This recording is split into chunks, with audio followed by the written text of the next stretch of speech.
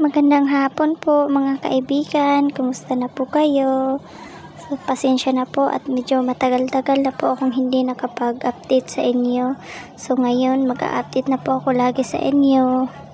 Kasi po nakakuha na po ako ng nakautang na po ako ng bago kong cellphone mga kaibigan para makapag-update ako sa inyo. So ito po yung daanan na kalsada papunta sa amin mga kaibigan. Ayan. Nasa tuktok po kasi kami ng bundok nakatira po mga kaibigan. Ang ganda po ng lugar mga kaibigan kasi makikita mo yung buong tanawin sa bayan mga kaibigan. So ayan. Talagang nakakatakot po siya kapag gabi mga kaibigan kasi nga masukal na bundok yung sa gilid ng kalsada. So, kung makikita ninyo sementado pero may parte pa rin po na mga lubak-lubak.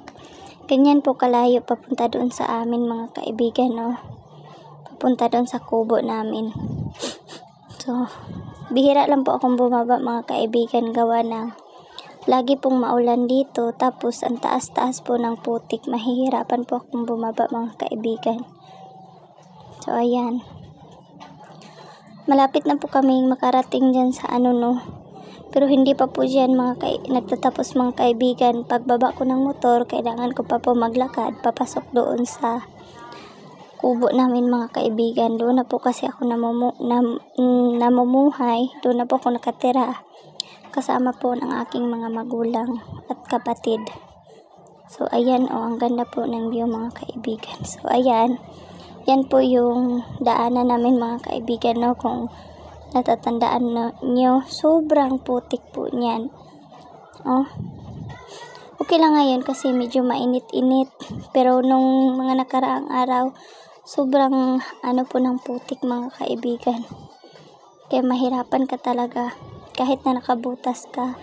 Kasi nga hanggang tuhod o hanggang itaas ng tuhod yung putik mga kaibigan. So ayan.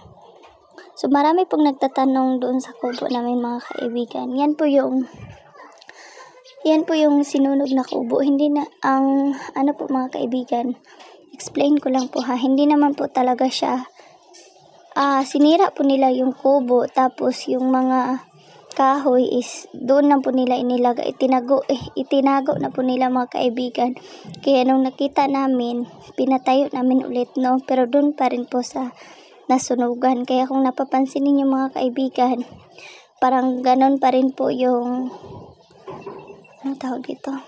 parang ganon pa rin po yung forma ng kubo gawa ng yung mga gamit na kahoy at saka yero. Yun lang din po ang ginamit namin mga kaibigan. Ang dami nang butas-butas ng yero pero tiis-tiis lang muna mga kaibigan. Sa ngayon, nagtatanim po kasi kami ng gulay at mais. Yan po ang pangunahing hanap buhay namin mga kaibigan. Sobrang hirap po kasi nga gawa ng lagi pong maulan ngayon dito sa amin mga kaibigan. Nalalanta po yung mga gulay. So kung mapapansin ninyo, nakarating na po ako sa kubo namin. Hindi ko na lang po binuksan mga kaibigan gawa ng din po kasi tawag dito, may natutulog po sa loob. Natutulog po yung mama at papa ko, nagpapahinga. Ayan po yung mga alaga naming manok mga kaibigan. Tapos yan po namin nilalagay yung mga gulay at yung mga maaani naming mga mais gulay doon po sa kabilang kubo mga kaibigan. Dito po kami natutulog. Kung napapansin nyo, medyo sira-sira na po siya mga kaibigan pero okay pa naman po. Pagtiyagaan na lang po namin mga kaibigan. Marami na pong tulo pero laban pa rin po. Yan. Tapos kung napapansin ninyo, dyan po yung daanan papunta sa aming bukid mga kaibigan. Malayo pa po dyan.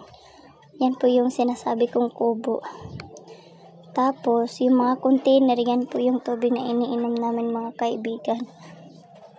Tapos kung napapansin niyo, may silupin na may laman na tubig. Diyan po mga kaibigan, diyan po kami kumukuha ng tubig na pinangliligo po namin mga kaibigan kasi wala pa po kaming balde. Tingnan niyo po mga kaibigan. Ayan po yung sinasabi kong silupin mga kaibigan. Pasensya na po at medyo maalikot yung camera po kasi nanginginig po yung kamay ko. Ayan po yung silupin mga kaibigan. Ayan po yung kubo mga kaibigan. Binalik na lang po namin sa dating ayos. Pinanday po namin yan mga kaibigan. Pinagtsagaan namin yung mga lumang kahoy para mabuo lang yung kubo at saka yung bubong.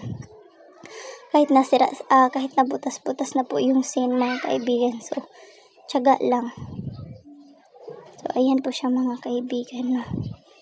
So, hayaan nyo mga kaibigan. Baka sa susunod maipagawa ko na yung mga kubo. Tiyaga-tiyaga lang muna sa ngayon. So, hindi ako mangako na kapag update po ako lagi mga kaibigan, pero pipilitin ko po. Gawa ng ang layo po kasi dito ng bayan na pwede ako makapag-charge. Kasi napapansin niyo wala po talagang kuryente dito mga kaibigan. Tapos pag malubat na po yung cellphone ko, kailangan ko pa po maglakad ng 3 oras bago makarating sa bayan. Pagbalik, ayun, ganun din po. Kaya ayun, tiis-tiis muna mga kaibigan. Kasi utang pa po yung cellphone kong ito mga kaibigan. So, sinadya ko na po talaga na mangutang ng cellphone para may update na po ako sa inyo mga kaibigan. No? Ayan po yung sinasabi kong tubig na dyan po kami naliligo mga kaibigan. O, malinis po yan mga kaibigan ha. May ano lang po yan. Yung lumot niya malinis po yan. Tubig ulan po yan mga kaibigan. Tapos doble-doble na silupin para hindi po kaagad mabutas.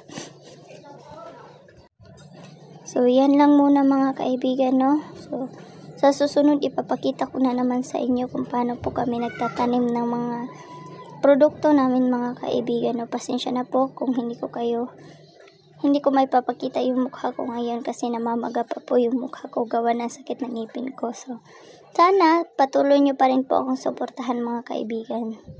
Maraming salamat po sa paghihintay ninyo sa akin mga kaibigan. No? God bless po kayong lahat. Mag-ingat po tayong lahat mga kaibigan, lalo na sa panahon ngayon. Sobrang delikado na po. Hindi na po basta-basta tayo makakagalaw or makakakilos kasi ang daming masasamang taong nagkalat. So, lalo na sa mga bata, mag-ingat po tayo mga kaibigan. Maraming salamat po. Hayaan nyo mga kaibigan, sa susunod ipapakita ko na po sa inyo yung mga magulang ko po at saka yung mga kapatid ko sa susunod po mga kaibigan. So, kung hindi pa po ako sana hintayin nyo aking next update po mga kaibigan, no.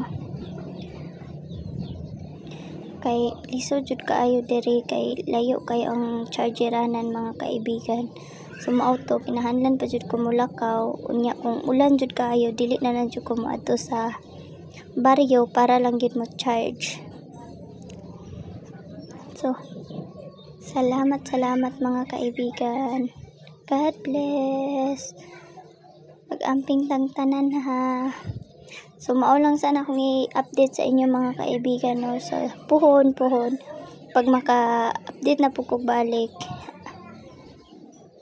akmo anas ang pagtanom ug amo ang ang aming pangkabuhayan mga kaibigan. So, sa ngayon, yung kubo muna mga kaibigan.